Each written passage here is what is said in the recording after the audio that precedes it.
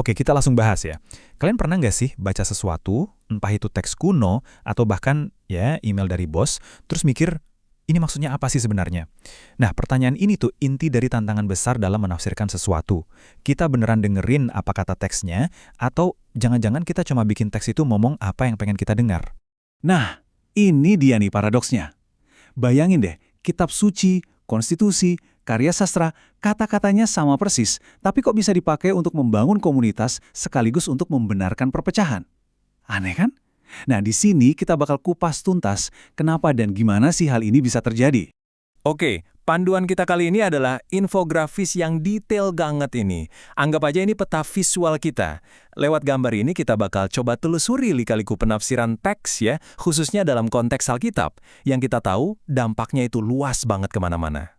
Oke, pertama-tama kita perlu paham dulu, kenapa sih salah tafsir itu sering banget terjadi? Ini bukan cuma soal teksnya yang kuno loh, tapi ada beberapa jebakan umum yang bisa bikin kita, ya, kepleset. Di sini kita bisa lihat beberapa penyebab utamanya. Kadang, ini soal motif pribadi, ya. Kita nyari-nyari pembenaran buat keyakinan kita sendiri.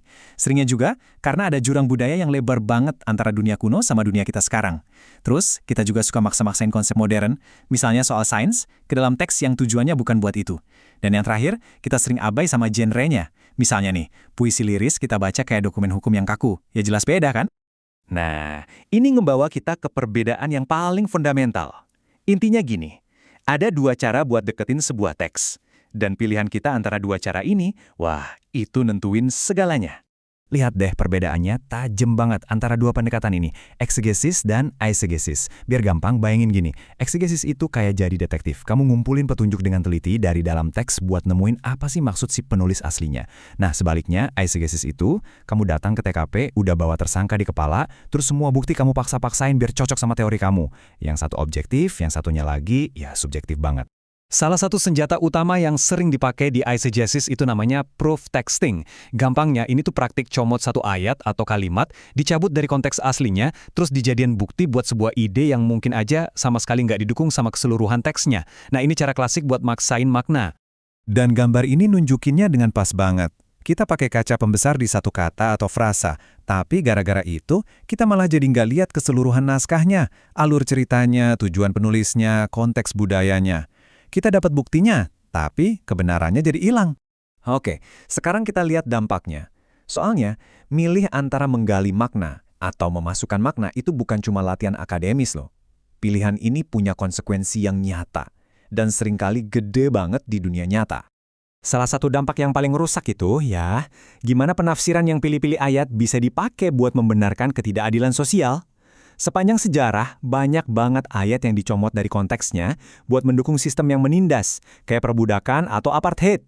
Praktek kayak gini sengaja ngabain tema-tema yang lebih besar soal keadilan, kebebasan, dan belas kasihan yang justru sering jadi inti dari teks-teks itu sendiri. Dampak lainnya, timbulnya konflik yang sebetulnya nggak perlu-perlu amat sama sains. Jadi gini, ketika teks-teks kuno, yang mungkin isinya puisi, mitos penciptaan, atau tulisan teologis, dibaca secara harfiah seolah-olah itu buku pelajaran sains modern, ya disitulah masalahnya muncul. Ini tuh salah kamar, ibaratnya kayak nyoba pakai peta puisi buat navigasi di jalan tol. Akhirnya malah jadi perdebatan yang salah arah, mulai dari teori bumi datar sampai penolakan evolusi. Semua itu akarnya ya dari gagal menghargai genre sastra si teks. Dan tentu aja ada yang namanya skisma atau perpecahan.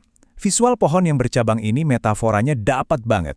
Satu keyakinan atau komunitas bisa pecah jadi 2, terus jadi 4, terus jadi ribuan. Seringkali cuma karena beda pendapat soal makna beberapa ayat kunci. Mungkin banyak dari kita yang pernah lihat ini terjadi dalam skala kecil di komunitas kita sendiri kan? Sejarah udah buktiin ini kok. Skisma besar tahun 1054 memisahkan Kristen Timur dan Barat. Terus reformasi Protestan di tahun 1517 bikin cabang besar baru lagi. Dan sekarang, ada ribuan denominasi, yang banyak diantaranya lahir ya karena beda-beda penafsiran soal doktrin dan praktek. Oke, kita udah lihat masalahnya, udah lihat juga dampaknya. Pertanyaannya sekarang, gimana caranya biar kita bisa lebih baik lagi? Untungnya, ada kok prinsip-prinsip yang bisa nuntun kita buat menafsirkan dengan lebih bertanggung jawab. Jadi, gimana cara kita menavigasi ini? Kuncinya ada 3. Pertama, konteks itu raja. Teks itu nggak berdiri di ruang hampa. Kedua, pastiin penafsiran kita itu konsisten sama pesan keseluruhannya, jangan cuma comot-comot aja. Dan ketiga, pakai metode yang benar, jangan cuma ngandelin perasaan atau kesan pribadi. Intinya, ini soal disiplin bukan sekedar opini. Pada akhirnya, tujuannya itu terangkum dengan indah di kutipan dari teks itu sendiri. Tujuannya adalah untuk menangani firman kebenaran dengan tepat. Ini tuh kayak panggilan buat jadi pengrajin yang ahli. Orang yang menangani bahan kerjanya, entah itu kayu, data, atau kata-kata, dengan integritas, hati-hati, dan rasa hormat. Dan ini membawa kita ke pertanyaan terakhir buat kita renungkan bareng-bareng. Coba deh, kita lupain sejenak soal teks-teks kuno. Pikirin soal artikel berita yang kita baca, postingan media sosial yang kita lihat, atau bahkan obrolan kita sehari-hari. Di mana lagi ya kita sering banget melakukan eisegesis, memasukkan bias kita sendiri, ketimbang melakukan eksegesis, yaitu benar-benar berusaha paham apa yang mau disampaikan. Nah, ini adalah sebuah keahlian yang relevansinya jauh melampaui lembaran-lembaran kitab suci.